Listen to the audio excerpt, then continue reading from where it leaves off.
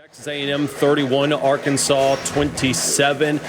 You knew this was going to be weird, right? You just wake up in the morning and go, A&M, Arkansas, in Jerry World, something kind of strange is going to happen. Nick Starkel threw a horrendous bad interception early, his 6th in the last 2 games, if I'm not mistaken.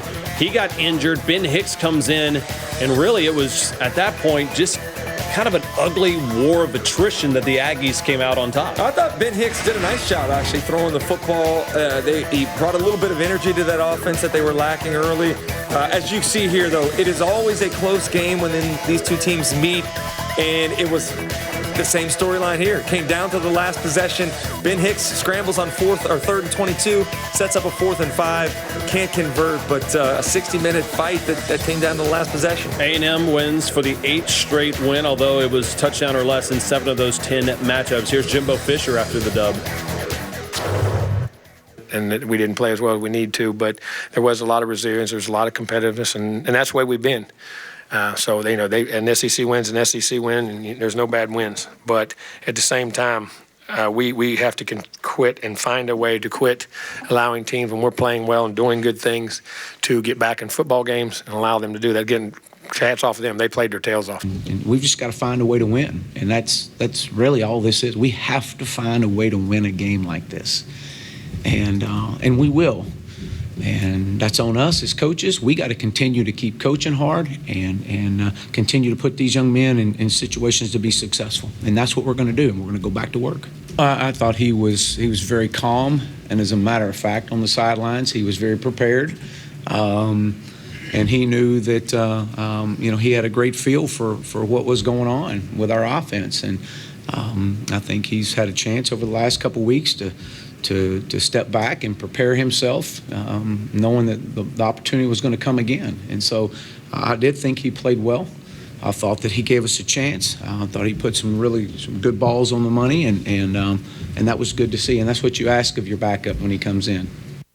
He's obviously Coach Moore's talking about Ben Hicks coming in for an injured Nick Starkel. This is a game that really would have meant a lot to Chad Morris. It really doesn't mean a whole lot to Jimbo Fisher. What I mean by that, you got a 10-year, $75 million deal. Nobody expects Jimbo Fisher to compete for the West or even making college football playoff in this year. It's about the future. But this would have been one of those games. You break the 12 straight that you've lost to a conference opponent, but you mark and circle and go, this was a turning point game, yet they still just couldn't get over the hump. I agree with what you said about Arkansas and how big of a game it would have been for them to win, particularly for Chad Morris. But I disagree with your assertion that it didn't matter for Texas A&M, because a loss to Arkansas is a sign that you're going backwards. I don't think you have to necessarily show that you're going to win the West this year, but you certainly can't go in reverse. This would be a bad loss for them. So getting the win was good, but I think you look at some things that I have a great concern about. It's the offensive line. It's the inability to protect the quarterback for Texas A&M. 4 sacks given up to Arkansas, and they certainly can't move anybody off the line of scrimmage. They can't run the ball at all. That's the common theme. If you look to the Clemson game, the A&M or the Auburn game, and then the game against Arkansas, no protection up front and inability to run the football. And people are talking about Kellen Mond's got to get better, right? Jimbo Fisher was talked about all these great quarterbacks that came out underneath this system. I don't know if you need to simplify it for Kellen Mond right now, but the accuracy's not there. Block and the for him. offensive That's what you line's need to not block. right. The offensive line's not doing receivers are not. Kendrick Rogers had a big drop early in the football game. There needs to be better play around the quarterback spot. You can hump all that criticism on the back of Kellen Mond if you want, but the offensive line is not doing their job. The running backs certainly aren't running the football for him, and the receivers aren't consistently making catches. Arkansas lose that game 31-27. They've now lost 13 straight against SEC opponents. South Carolina, Kentucky, 24-7. All Gamecocks, early and often, and this was, hey, let's just get up to 17-0 early in this game and just kind of cruise the rest of the way, and that's what Will Muschamp's team did in a game they absolutely 100,000,000,000% times infinity needed to have down in Columbia. Yeah, you know who else needed to have that game? It was Kentucky. And the sense of urgency was much greater for South Carolina. Yeah. The physicality was certainly much greater for South Carolina. Their contrast from what they were able to do running the football in this game versus what they did last week. It's Missouri, right. 16 yards rushing. They came out. They were intent on punching that Kentucky front in the mouth, ran the football right down their throat, had 2 rushers go over 100 yards, which was nice to see. This was what Will Muschamp wanted this team to be, right? Solid on defense, sound, but been able to run the ball extremely well. Running the ball has been a point of emphasis for this team the last couple years. They haven't done it consistently. Right. I'm not sure if I believe in it yet, but with a freshman quarterback, you have to be able to run the ball. This was the recipe for success for them, and they executed it perfectly. Good, solid game for Ryan Helinski. Didn't turn the ball over, and that's what you're expecting from him as he grows. Kind of like how Bo Nix is growing. Manage the over game and see improvement from week to week. Here's the deal. I want a big asterisk on this season for Kentucky. I want this, like, Your Honor, can you just strike this from the record, right? Because I feel like this Kentucky team was holding on by a thread after you lost Terry Wilson. Now he's out for the season. People are getting some film on Sawyer Smith. They can't take it to that next level. And then, frankly, I think everybody's just exhausted. They put Lynn Bowden in late into that, or Bowden in late into that game as a quarterback option. I mean, that's how dire it's gotten for the Kentucky Wildcats. Well, clearly Sawyer Smith is not healthy. Cole Kubik talked about it earlier. He does not look like he's 100%. Yeah. And the fact that they would go to Lynn Bowden, I mean, that is a dire situation. It's almost like a high school offense where you got to put your best athlete at the quarterback spot, get the ball in his hands in the hopes of creating some sort of offensive threat. It'll be interesting to see what they do going forward, because right now they've got to find a way to give their team something to rally around. First time since 2013 that Kentucky starts the season 0-3. And as we come back, we have our three best, three worst. Yes. Gee, and I'm going to go first with my worst. I'm sick of it. Let me just tell you what I'm sick of. I'm sick of referees being in the way when it's an actual football game going on. And I know everybody talks about them being a part of the game. Man, get out of the way, man. I mean, it's two people coming, have your eyes on a swivel, you won't get knocked down. And coincidentally, that's always where the quarterback is going with the ball, with the receiver that hits the ref. Now, obviously. He keeps the hat on, though. Look at that. Ooh, left hand on top. Come on now. Know where you're going. How about Ben Hicks, though? 3rd and 22. Gotta have it situation. Fresh off the bench because Nick Starkel got hurt. Run around and make a play, big fella. This was unbelievable. Center of gravity, getting thrown forward, making the 4th down more manageable. Now, we don't need to talk about the 4th down. It's not about what happened after this. It's about that play. What a great play. DJ, Texas A&M barely escaping Arkansas. Yeah, everybody thinking Texas A&M was going to come in and roll over Arkansas. But what I loved was Bo Nix coming in, giving his team a spark. After losing his job, Bo Nix came out and played really well. I was excited for him. They had a chance to win late in the ball game, and that's all you can ask for is Chad Morris and that team, that they had an opportunity versus a big opponent in that environment. It was a close game. DJ, Arkansas came so close to getting that win over Texas A&M. Ben Hicks looked pretty good, but they fell just short. What do you want to see them do going into the next couple of weeks? In this league, scoring points is good, but you need to score touchdowns. And right now, Arkansas is struggling in the red zone. I want to see them improve their red zone execution. A couple ways you can do that. For one, is not turn it over. Nick Starkel has had a couple key interceptions inside the red zone, but right now, their percentage inside the red zone is 45%, which is not good, scoring touchdowns. And then run the football. In the red zone, everything condenses, so you got to be able to run the football. Devwah Whaley, Rakeem Boyd, those guys have to be more productive down there and not put everything on your quarterback. Last but not least, Kentucky. And I know at the top of that list has to be get healthy. Absolutely, but right below that is fix the quarterback position. I mean, Right. Sawyer Smith has completed less than 37% of his passes the last 2 games. So they got to do one of 2 things. Decide to hand the keys over to Lynn Bowden, a guy who played quarterback in high school. He's very capable. Or completely throw out the game plan of what you've had for Sawyer Smith and try to figure out what he can do to be efficient, because that position is really struggling. And of course, Lynn Bowden has taken a couple of snaps. And he in the looks good. He quarterback can throw the position. football. He's a and very he's dynamic athletic running the guy. football. That might be the better option. Absolutely. Meanwhile, Kentucky, when Bowden appears to be Kentucky's best option at quarterback, they are running thin on options, considering Lynn has been a wide receiver. Quite frankly, the offense can't get much worse. The SEC East has been one long quarterback nightmare. Now, Florida has seemingly solved it. Helinski has done a nice job for South Carolina. Kentucky has struggled. Tennessee, well, see the previous conversation. The Alabama Crimson Tide, #1 in the country, they're off this week. So is number 25, Texas A&M, and they'll meet next week in College Station, Texas. We were just there a couple weeks back. It was 700,000 degrees outside. You know, it's good to be back. Good to be back off the bye, as I mentioned a week ago or so. We needed that time to heal up, continue to work on us first and foremost, try to improve. in certain areas, continue to build on the good things we're doing.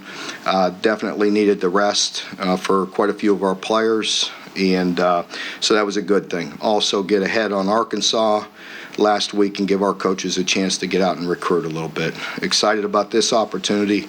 Really good to be home. It's been a while. It'll be close to a month by the time we play with the 2 aways, a bye, and then getting back at home. So I'm excited to get back in Kroger Field, play in front of our home fans, and it's a special day. It's a special week to remember Jared Lorenzen, and we're proud to honor him this week. One of the most beloved and iconic players to ever play at the University of Kentucky, and it'll be an honor for us to recognize him and recognize his family this week. So just more incentive for us and for our team. Our team is going to be hungry to play this game.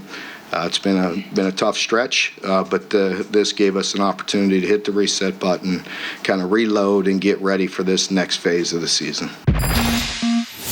Jordan is better. Jordan was out there last week and looks pretty close to 100%. That'll help us and give us, get the opportunity to get some depth back in the secondary. And Phil is still not quite there. We'll see today.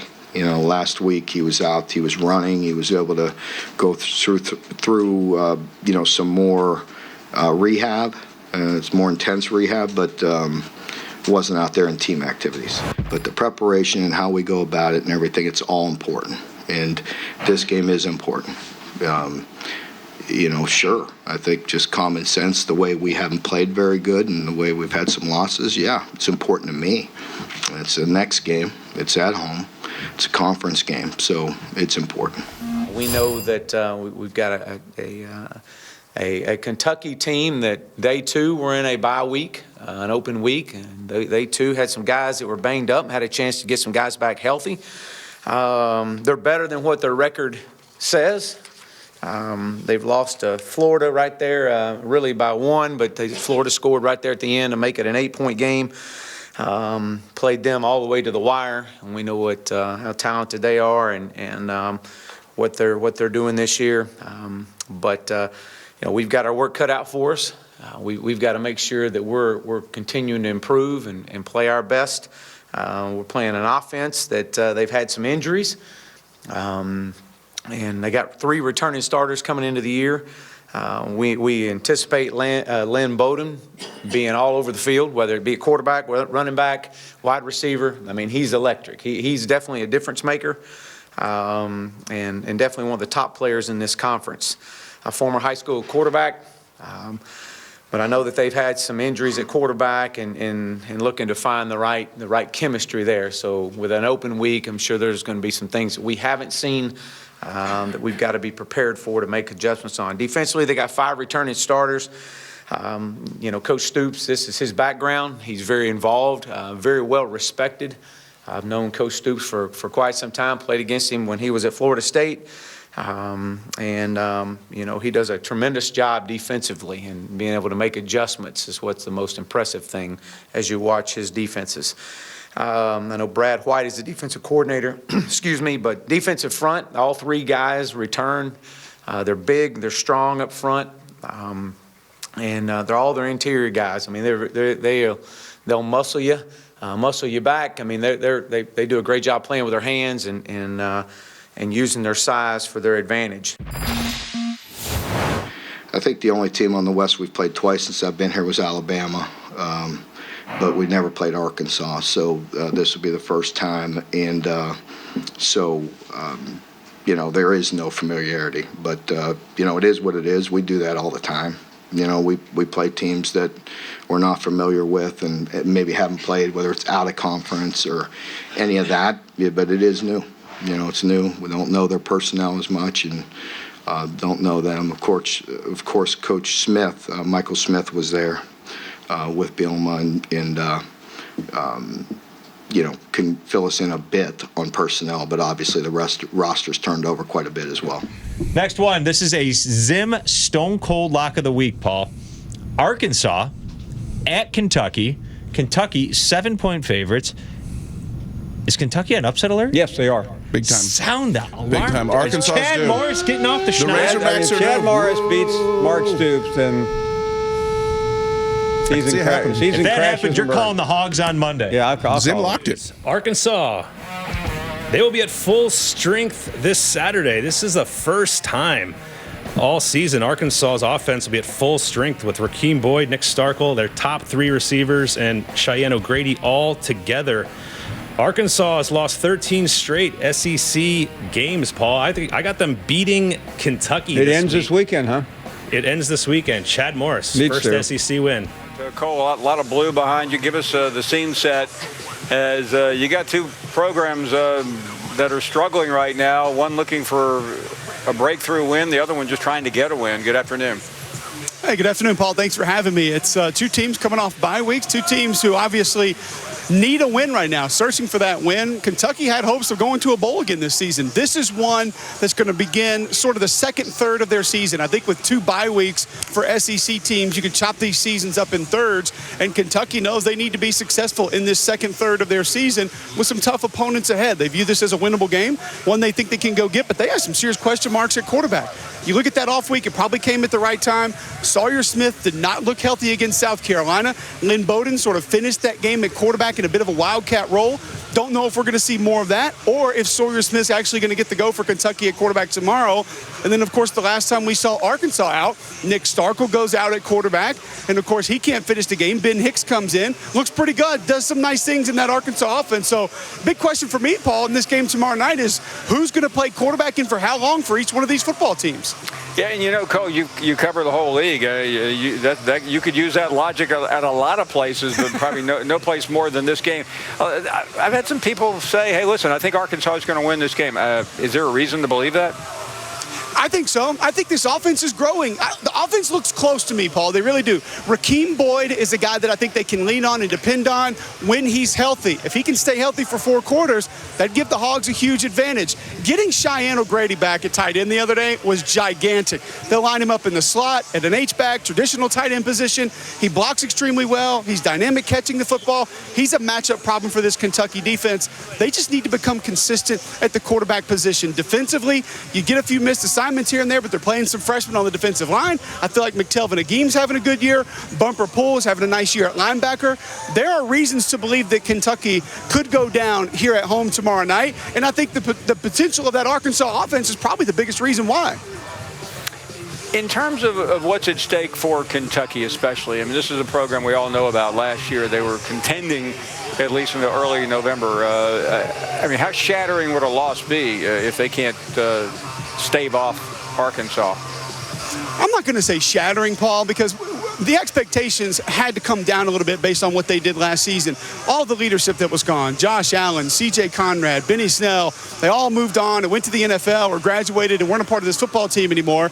They win 10 games. They go to the Citrus Bowl. They beat Penn State. You knew there was going to be a little bit of a drop-off. And I think consistency and confidence is what this team lacks right now. Maybe not a better time for a bye week to come just to find that. But you lose 4 games in a row. I don't care who you are, what you've done in the past, what your program is. That's going to be difficult mentally and emotionally for a group of college football players to overcome. Cole, thank you. Listen, I know we are short on time. We went a little bit long with the last segment, but I really appreciate your time. Thank you very much for coming by. Thanks, Paul. Cole Cubic, listen, I think Cole has a good, interesting and healthy perspective of this, but Kentucky fans spent the entire offseason belly aching about a lack of respect. Remember, we're better than where we have been projected. Why aren't we higher up? And unfortunately, injuries have happened, especially at the quarterback position.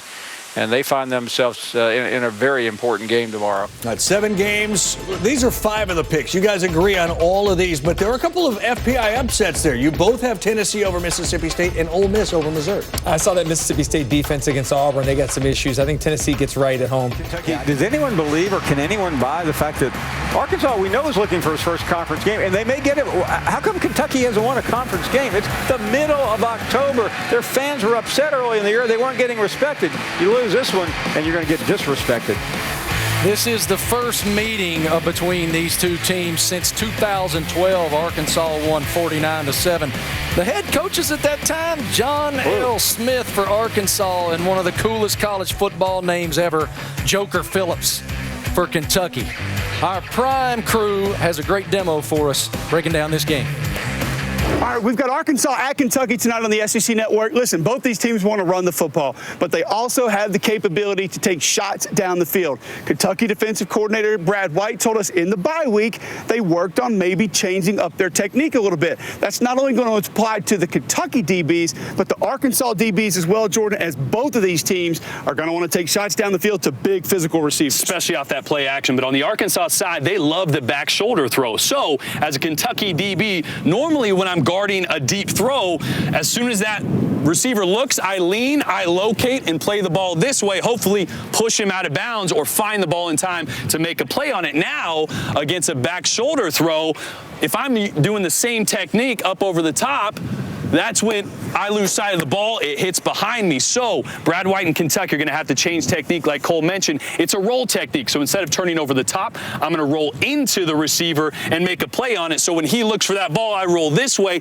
Now I'm ready to make a play. Here's what I will say. Patty Mack, give me one more because this is where it gets dangerous. Ahmad Wagner, he's had a lot of pass interference calls because of his size. And if I roll this way and I push him too much, now I get caught not playing the football. That's where the flags happen. So watch this matchup on the outside as Kentucky changes technique to hopefully pick off Starkel, and also those flags come into play as well. These two teams want to run it, but they're going to have to take shots down the field to find a little bit of extra offense to win it. Tune in tonight on the SEC Network, Arkansas at Kentucky. Let's take a quick trip around campus. We can see both Sawyer Smith and receiver Lynn Bowden at quarterback for Kentucky tonight. Smith returned to practice after getting hurt in the Wildcats' last game, while Bowden took a few snaps at quarterback in the fourth quarter. How about that? They're going to need it. A pair of LSU defensive linemen are questionable for tonight's top 10 matchup against Florida. Coach O said Rashard Lawrence is more ready than Glenn Logan. Field ready to go.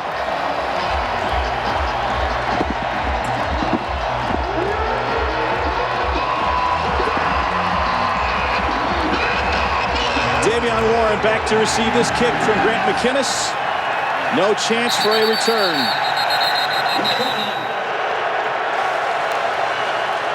On 2nd and 9, they'll give it to Boyd, and he's got plenty of room into the secondary and into a foot race. Rakeem Boyd down the sideline, and he'll take it the distance. A 74-yard touchdown run. This is the same concept that South Carolina gashed Kentucky on 2 weeks ago. They run to the tight end side, and there's not enough support over there, and Rakeem Boyd had nothing but green grass. Using a lot of clock, and on 2nd and 6, Bowden gives it up again, and Rose no gain. It's an offense that overall has struggled and brought a lot of criticism over the course of this season. Here's Kavosiey Smoke. He was limited last time out against South Carolina due to migraines. And they're going to have 7 points to show for it. Career-long run of 75 yards for Rakeem Boyd. Hogs will be back on offense. When it's all said and done, he might be a better college guy than those two big names. If you're on that pace, you're doing something right. Devwall Whaley making some guys miss. Yusuf Corker. Four-man rush, Starkel over the middle, complete for a first down. What a beautiful route by Mike Woods. Starkel in a collapsing pocket delivers a strike for a first down. 14 yards to Woods. Back to Bowden. Bowden will follow Rose, and they bottle him up. And we'll see if he made it. Is Dijon Harris and Bumper Poole.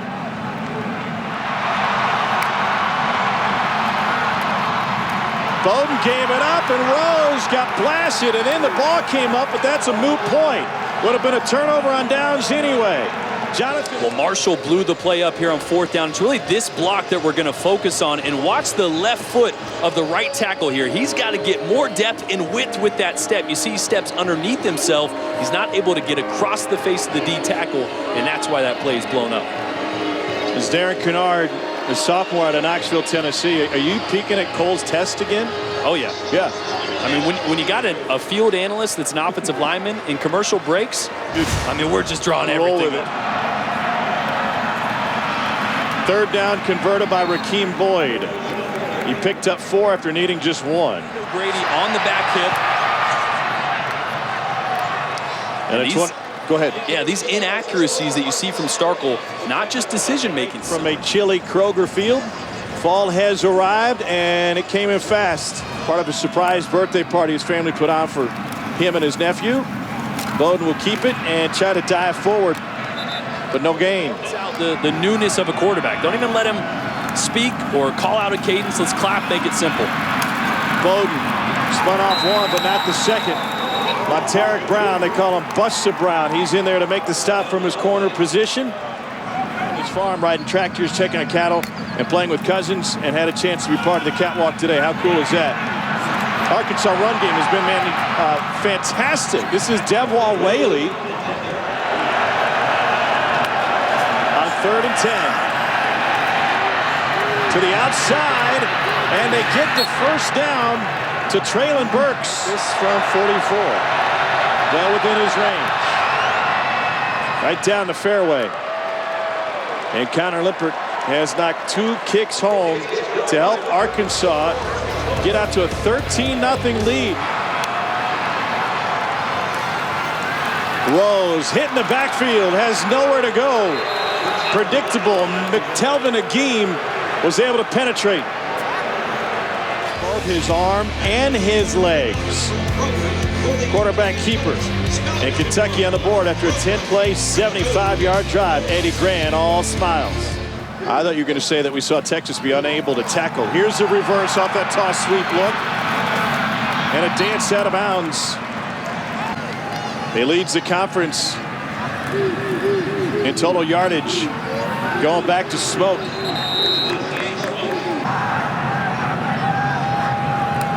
Bowden fakes the pass, and he gets popped by Poole.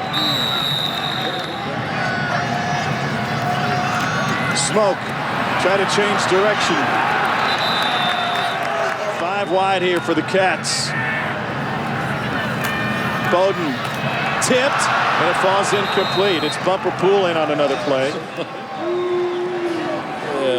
Another game for Bumper Poole. It really is. I mean, he does a great job of reading the eyes because I love the play design again. Bowden gets hit, taken down by McTelvin Agim. It's a loss of 7. But he is a beast. You're going to see him working on the right guard here. Too much athleticism, 1 swim move dip, and that is an athlete, a big man. Tim Tebow becomes a cult hero, wins the Heisman, and 2 titles for Urban Meyer and the Gators. 2 of the 5 SEC titles, 5 titles SEC teams win in the decade. Another great show coming this week. And here's the surprise call to Rakeem Boyd. 3rd and short.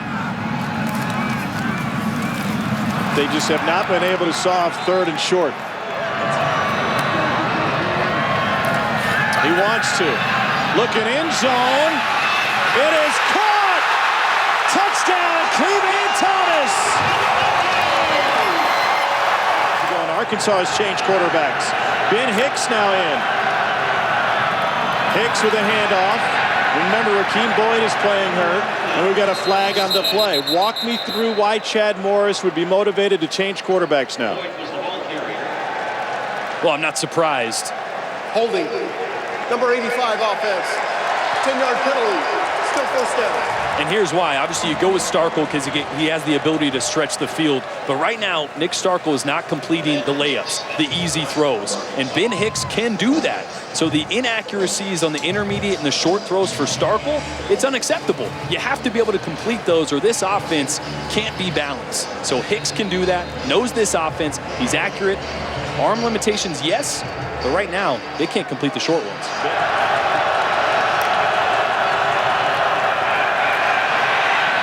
Hicks complete.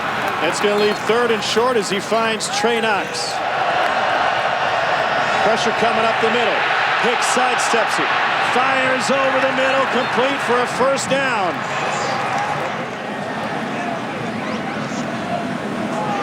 Sky-high kick, but short from Lloyd. Wow, it takes an Arkansas hop, and that's going to look like a beauty in the box score. It's going to roll inside the 5.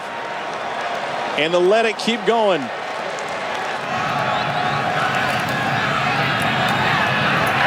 Bottled up is Kavashe Smoke.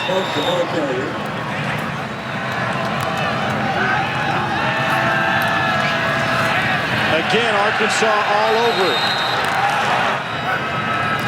Max Duffy into a full moon. That's a beauty. Traylon Burks going the wrong way. Now he turns it upfield and takes it all the way inside the 30. 55-yard punt. Arkansas got almost half of it back. Ben Hicks looking for a double pass. And they're going to run with it. Smart decision by Traylon Burks. Hicks to the slant. There's Burks again. 6'3" wide receiver with hands that are huge. They measure 10 1/4 inches. Here's Boyd straight ahead. Running with a hurt shoulder, and he takes it in. Touchdown run to put the Hogs back in front. Rakeem Boyd showing a lot of heart. He's been getting his shoulder worked on since the first half. Trainers on the sidelines banging on it, see if he can take a beating, but I can tell you what. Boyd, junior from Houston by way of Independence Community College. Not in Indy anymore. He's got Arkansas in front.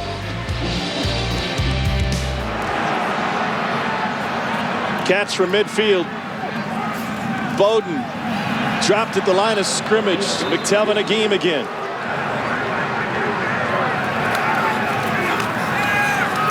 Kavashe Smoke gets ridden down by Dijon Harris. Only 2 that time. They bring an extra man. Bowden's going to try to run with it. He's got room on the edge and a great block down there. Bowden into the end zone. Cats back in front on a 24-yard run. Lynn Bowden's having fun. All smiles tonight. His Cats in front. Under 7 to go.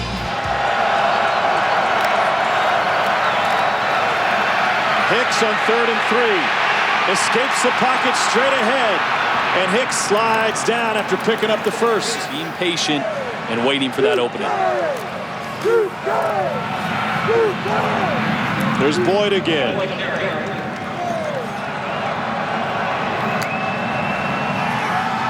Hicks wants it back. He fires complete. There's the tight end, Cheyenne O'Grady. Blitz coming.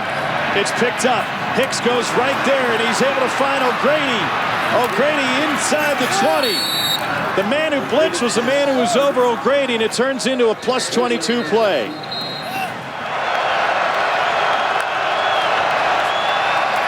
Hicks steps up. He goes down! Kentucky sack, Calvin Taylor Jr. Brought down halfway to Hazard for a first. Hicks fires, got it knocked down in the pocket, and Kentucky stops him on downs. Pocket pressure came from T.J. Carter.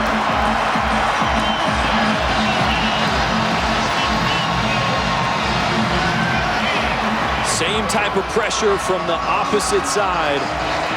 And Hicks, again, just not enough time to get that ball off. Trying to work the middle of the field, trying to work Traylon Burks. And you're going to see, again, pressure over the guard. And it's just one-on-one. Right now, Kentucky is winning the one-on-one pass rush matchups on the inside, not the outside. It's the D tackles providing the pressure against Hicks. All right, welcome in. Dory, Chris Doering, Gene Chizik. What a performance. You talk about stepping into a role. You've never played it at the collegiate level outside of taking a few snaps in Wildcat for Lynn Bowden Jr. Runs for almost 200 yards, throws a touchdown pass. How do you describe the performance that we just saw from the guy we just heard? It's called putting the ball in your best player's hands. At the end of the day, as a coach, what you're trying to do is give your team the best opportunity to win. And given the injury situation, losing Terry Wilson earlier in the season, having Sawyer Smith as banged up as what he is, they gave their best player the ball. He handled it more than anybody else as the quarterback and rolled the dice with him, and he came up big time for them tonight. Think about this, guys. We talk about how hard it is to win at any level when you're playing your third-team quarterback, right? How about your third-team quarterback that's not a quarterback? Think about that. Yeah. That is hard to do, and you got to go back to Darren Henshaw, the quarterback coach, Eddie Grand, the offensive coordinator, and think about the game plan. Now, they had 2 weeks, but they had to figure out how they were going to move the ball with a guy that's a wideout. That's hard. They ran the option. They ran the zone read. They ran the toss sweep. They got back to old school football and pounded Arkansas's defense for 330 yards on the ground, and Lynn Bowden threw it just enough for this thing to work and win. And that was a thing of beauty. Now, we heard them discussing this. Tom asked the question, Jordan answered it. Did he play well enough to merit keeping the job at quarterback, even if Sawyer Smith is healthy? Jordan said yes. Look, in my uneducated football mind, I say no, because you need him at the position where he is dangerous, and if Sawyer Smith is right, then Smith's the quarterback and Bowden's back at receiver. Am I wrong here? Like, what would you do with him if you have the choice? You're 100% correct. Okay. He is not a quarterback. Look, take the win tonight and love it for 24 hours and move on, but he's not a quarterback. You got to get your quarterback guy in the quarterback spot when he gets healthy, and then let Lynn go out there and be the guy that he needs to be on the perimeter, right? You can still use him as a wildcat quarterback. He's proven he played a whole game at quarterback. You can still move him in there and put him in there strategically at the right times to be a wildcat or a true quarterback. I was going to say, do you feel more free to allow him to throw a traditional pass than maybe you would have before? Yeah. Perhaps. I mean, I think I go back to none of us have any idea what goes on in practice. Right. None of us know the status of Sawyer Smith. That's right. If you look at Sawyer Smith, the way he started the game against Florida multiple weeks ago, he was on target. He knew where he was going with the football. And then once he was injured, making that tackle, that touchdown-saving tackle after an interception, it's been downhill since then. So if you can get Sawyer Smith back and healthy the way he was in that Florida game, then I think you go back and you move him to quarterback and you get everybody back in their own places. But to manufacture a win like this when you're shorthanded like this, not to mention, how about the mentality of this team? They were coming off a disappointing game against South Carolina where they were dominated on both lines of scrimmage, something that Mark Stoops' teams are typically known for being able to be tough on the lines of scrimmage. Yeah. They were dominated. They came back shorthanded tonight. Bad stuff happened from the get-go. They gave up the big, long touchdown run to Raheem Boyd on the second play of the game, and they find a way to keep chopping away and ultimately pull it out. Let's look at this from the Arkansas perspective. Now, 14 straight conference losses. You go back to 2017 against Ole Miss, the last time they won an SEC football game.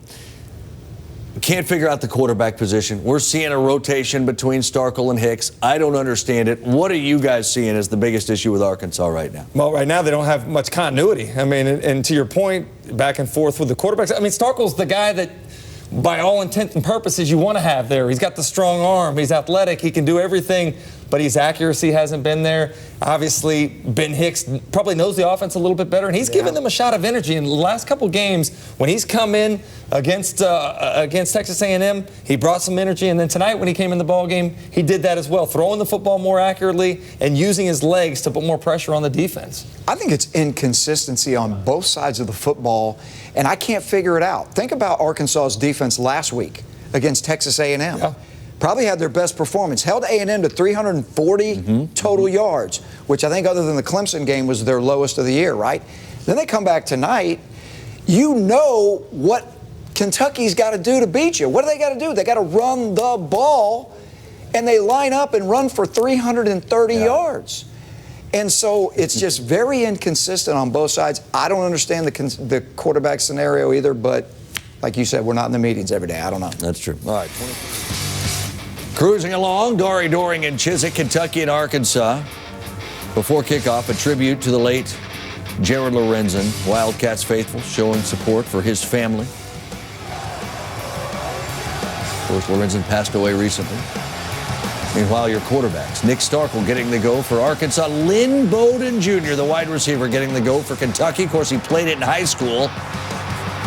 And wait till you see him. He looked like he played it in college before this as well. But that's the second play from scrimmage, guys. Rakeem Boyd. Not the way that Kentucky was planning on starting this football game. But we said it. Arkansas needed to run the ball early, and they did on the second play from scrimmage. Their longest play of the season, 75 yards, 7-0. Then Bowden to Justin Rigg. That looked like he'd done that before. 31-yard completion, guys. That, right? For the wide receiver who's playing quarterback. And then that wide receiver playing quarterback takes the what would typically be a wildcat. That's just a shotgun snap into the end zone. Run a little speed option. Touchdown, right? Third quarter. Arkansas did have the lead at the half. A.J. Rose up the gut. Rose picks up 20. And into the Arkansas red zone. Later in the drive, 3rd and 7. Bowden. Get him throw a touchdown pass. Levon Thomas. Receiver to receiver. That's right. 17-13. Ben Hicks now in at quarterback for Chad Morris on the Razorbacks. Hicks inside the 5 as he finds Treylon Burks. 1st and goal. Rakeem Boyd into the end zone, and the Razorbacks take back the lead, 20-7. This was a fun game. Yes, back and forth into the 3rd and 4th quarters. Kentucky, though, responds. Cavassier smoke across midfield. Cats end up knocking on the door. And then Bowden. Look, suddenly the pass is a threat. Keeps it, tucks it. Bowden, touchdown, Kentucky. He steps in. First career collegiate start is a victory, and he ran for almost 200 yards. First and foremost, before I go anywhere, I want to thank God. Without him, anything wouldn't be possible. During the week, he's keeping it under wraps. I was gonna come out here and play quarterback. My team, my teammates, and my coaches they put their trust in me. And big time players make big time plays in big time games. How about that performance? How do you begin to describe it? He steps into that situation. Sounds like he'd known for a little while that was going to be the case. Yeah. They just kept it quiet. I describe it as a coach putting his best player in position to impact the game the best way that he can. That's what it's all about, right? As a coach, and you know this better than anybody, you're putting your players in positions to be successful and to help the team. With Sawyer Smith's injury impacting his ability to play the way it has, Terry Wilson being out for the season, the best option for them, and it's not a great option, is to put a wide receiver at the quarterback position. And tonight, it wasn't only about him, because think about the offensive line, moving folks on the line of scrimmage. Smoke and Rose contributed as well. This was an all-around team performance, but I love the fight that they showed with doing something unconventional in order to get a win. Think about this, guys. It's hard to win with your third-team quarterback at any level in any league, right? What about when your third-team quarterback's not a quarterback? He's not taking snaps in practice all year, right? It's unbelievable. And think that he had the week off. Eddie Gran, the offensive coordinator, Darren Henshaw, the quarterback coach, don't forget him in the equation. They had to make this guy be able to help them win a football game, throwing it and running it. And look, Arkansas knew they were going to run the ball. Yeah. And they still ran for 330 yards. They ran the speed option. You saw it there. They ran the speed option. They ran all the quarterback zone reads. They run toss sweep. It was the tailbacks. It was the quarterback and the offensive line. Great team win. Great win for Kentucky. They avoid an 0-4 start in conference play. Arkansas, meanwhile, has now lost their last 14 conference games. Kentucky has an issue at quarterback right now. Terry Wilson, the starter, out with an injury. Sawyer Smith, the backup, out. So what do? You take Lynn Bowden Jr., your best wide receiver. He plays quarterback against Arkansas. 7 of 11 with a touchdown pass, but ran for 196 yards. Good for him. 2 scores. Most rushing yards by an SEC quarterback since Nick Fitzgerald in 2016. He doesn't have an issue at quarterback.